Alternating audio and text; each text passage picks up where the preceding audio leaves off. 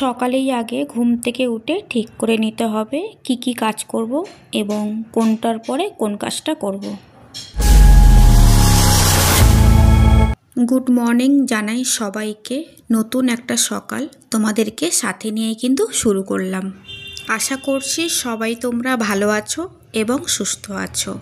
আজকের ডেইলি ব্লগের সাথে কিছু আমার টিপস থাকবে, যে টিপসগুলো তোমাদের অনেকটাই কাজে লাগবে। বেশ কিছু টিপস আজকে শেয়ার করব, অনেক ইউজফুল, খুব কাজের জিনিস, প্রতিটা মানুষেরই লাগতে পারে। তো ভিডিওটা স্কিপ না করে পুরোটা দেখো, পুরোটা দেখলেই জানতে পারবে এবং দেখতে পারবে কি কি টিপস তোমাদের সাথে শেয়ার করছি। আর টিপসগুলো যদি ভালো লেগে থাকে তাহলে কিন্তু ভিডিওটা একটা লাইক করে বন্ধুদের সাথে শেয়ার করে দিতে পারো। এখন এই জামা কাপড়গুলো মেলা ছিল, সমস্ত শুকিয়ে গেছে, আমি তুলে নিচ্ছি। এগুলো হচ্ছে গতকাল বিকালে কেচেছিলাম, আর বিকালে তো সেইভাবে রোদ থাকে না, তো ওই জন্য কিন্তু তখন আর তুলিনি। ব্যালকনিতে তো রোজ জামা কাপড় না তুললেও চলে, বাইরে থাকলে তখন রাতে তুলে নিতে হয়, ব্যালকনিতে থাকলে কিন্তু কোনো অসুবিধা হয় না। তার জন্য আমি সকালেই জামা কাপড়গুলো তুলে নিলাম। আর সকালে বা দুপুরবেলা যে এরকম নিয়ম করে যে জামা কাপড় কাচতে হবে সেই রকমটা আমি করি না। আমার যখন মন হয় বা যখন কিছু কাচার থাকে দেখি তখন কিন্তু আমি কেচে নিই। আর বিকেল টাইমটাও আমি জামা কাপড় কাচি। সেইভাবে তো অতটা ময়লা হয় না যে কাচতে গেলে নিজে ভিজে যাব, গায়ে নোংরা জল ছিটকাবে, সেরকমও তো হয় না। তো ওদিকে জামা কাপড়গুলো সমস্ত তুলে নিলাম আর একটু এসেছি ডাস্টিং করব। আমি তো 2-3 দিন অন্তর এগুলো করি, তো সেই জন্যে কিন্তু খুব বেশি ময়লা হয় না। তো হালকা একটু দেখলাম ঝুল হয়েছে হালকা। তারপরে এখন যেহেতু ওয়েদারটা হচ্ছে ঠান্ডার সিজন পড়েছে, সন্ধ্যের দিকে না ব্যালকনির দরজা বা স্লাইডিং যদি খোলা থাকে তো বেশ কিছু পোকাদিকি চলে আসে, ওপরে আটকে যায়। এখন দেখলাম বেশ কিছু পোকাগুলো আছে, তো সেই জন্য কিন্তু হালকা আমি ডাস্টিং করে নিচ্ছি। খুব বেশি মানে ঝুলটা জমে না, 2-3 দিন ছাড়াছাড়ি করি বলে সেই জন্যে কিন্তু ধুলো বা ঝুল খুব একটা জমে না। আর ডিপ ক্লিন করব অনেক দিন পরে বা মাসে একবার, সেইভাবে কিন্তু আমি থাকি না। আমি যখনই ময়লা দেখতে পাই বা 2-3 দিন ছাড়াছাড়ি যদি ময়লা নাও দেখি, তাও কিন্তু আমি হালকা রাফ করে এই ঝুল ঝাড়ার যে ঝাড়ুটা আমি নিয়েছি এটা দিয়ে কিন্তু ডাস্টিংটা করি। এই ঘরবাড়ি সবসময় পরিষ্কার পরিচ্ছন্ন রাখা মানে কিন্তু লক্ষ্মীশ্রীটা কিন্তু বজায় থাকে। অনেকেই বলে, শুনেছি এবং জানি যে ঘরে যদি ঝুল জমে যায় না, সেটা কিন্তু মানে কাজকর্ম বা ব্যবসার দিক দিয়ে এইসবের দিক দিয়ে কিন্তু একদমই ভালো লক্ষণ না। তো ঝুল পড়বে তারপরে পরিষ্কার করব সেরকমটা করি না। হালকা একটু ময়লা টাইপের হলে বা 2-3 দিন ছাড়াই যদি আমি টাইম পেয়ে যাই, আমি কিন্তু ঝুল ঝেড়ে নিই বাড়িতে। তো যাই হোক, ওদিকে আমার হয়ে গেছে ডাস্টিং করা। আর চলে আসলাম এখন বিছানাটা গোছাবো। বেডশিট তো আমি আগের দিনই চেঞ্জ করেছি, আর খুব বেশি ময়লা হয়নি, ওপর থেকে পড়েও নি।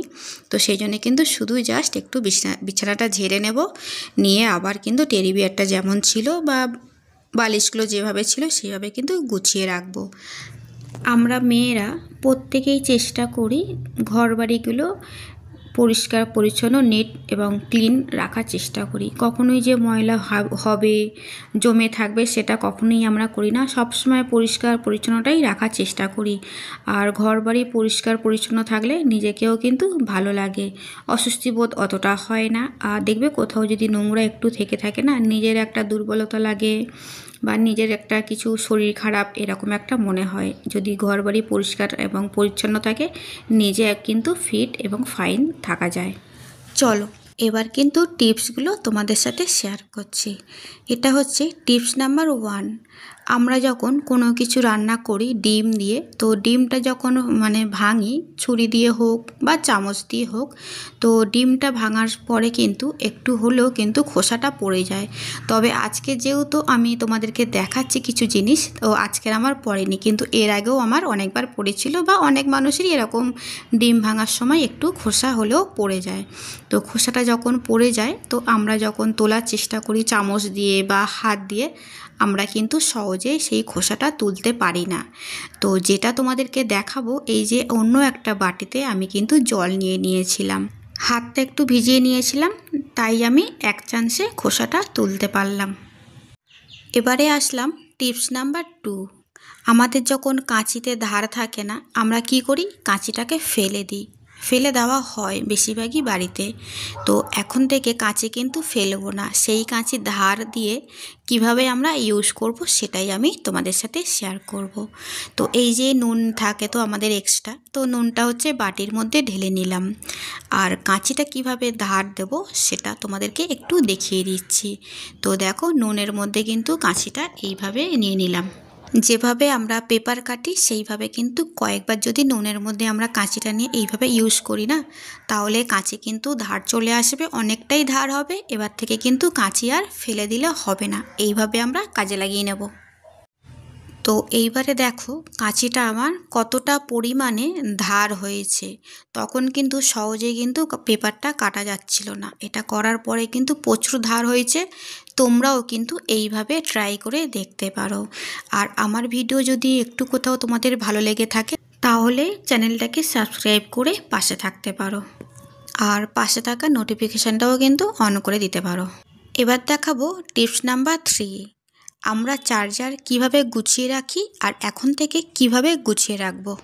চার্জারটা কিন্তু আমরা এইভাবে যদি গুটিয়ে রাখি তাহলে কিন্তু যেখানেই রাখি না কেন অগোছালো হয়ে যাবে, কোনোভাবেই গোছানো থাকবে না। তো যেভাবে আমি গুছিয়ে রাখি সেটাই তোমাদেরকে দেখাবো। এইভাবে যদি আমি চার্জারটা গুছিয়ে রাখি ব্যাগের মধ্যে নিয়ে কিন্তু আমি যে কোনো জায়গায় ক্যারি করতে পারবো, বা ঘরেও কিন্তু গুছিয়ে এইভাবে রাখতে পারবো, কখনোই এটা অগোছালো হবে না। তো দেখো বেশ সুন্দর করে কিন্তু আমি চার্জারটা ভালো করে গুছিয়ে নিলাম। এবারে আমি কোনো বক্সে রেখে বাড়িতে ক্যারি করতে পারি, বা এই যে আমি যদি কোথাও যাওয়ার হয় আমি কিন্তু আমার নিজের পার্সেও কিন্তু এটা ক্যারি করতে পারি। আবারও বার করে দেখাবো, এটা কিন্তু মানে যেভাবে রেখেছিলাম ঠিক সেমভাবেই কিন্তু রাখা আছে, এটা কোনোভাবেই নষ্ট হয়নি। এবারে আসলাম টিপস নাম্বার 4। আর এই যে মিক্সার যে করি মশলাটা, তো মিক্সারের যে বাটিটা আছে বাটির পিছনটা কিন্তু ভীষণভাবে ময়লা হয়, মাজার সময় কিন্তু চট করে ময়লাটা ওঠে না। আমি যেভাবে ব্যবহার করি, যেভাবে মিক্সারের বাটিটা মেজে ঘষে পরিষ্কার রাখি, সেই পদ্ধতি এবং সেই টিপসটা কিন্তু তোমাদের সাথে শেয়ার করছি।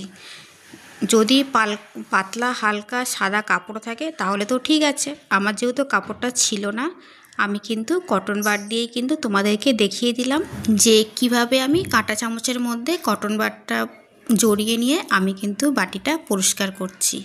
যদি পাতলা কাপড় থাকে তাহলেও কিন্তু এইভাবে কিন্তু কাঁটা চামচের মধ্যে ভালো করে কাপড়টা পেঁচিয়ে নিয়ে কিন্তু এইভাবে পরিষ্কার করতে পারো। আমার এই টিপসগুলো তোমাদের কেমন লাগলো তোমরা কিন্তু কমেন্টের মাধ্যমে অবশ্যই জানিও। এতক্ষণ আমার সাথে থাকার জন্যে সবাইকে জানাই অসংখ্য ধন্যবাদ। আমার ভিডিও যদি তোমাদের একটু কোথাও ভালো লেগে থাকে তাহলে কিন্তু ভিডিওটাতে একটা লাইক করে চ্যানেলটাকে সাবস্ক্রাইব করে পাশে নোটিফিকেশানটাও অন করে রাখতে পারো, যাতে আমার ভিডিও ছাড়ার সাথে সাথে তোমাদের কাছে গিয়ে পৌঁছায় আর তোমরা তোমাদের টাইম তোমাদের সুবিধা মতো ভিডিওটা দেখে নিতে পারো।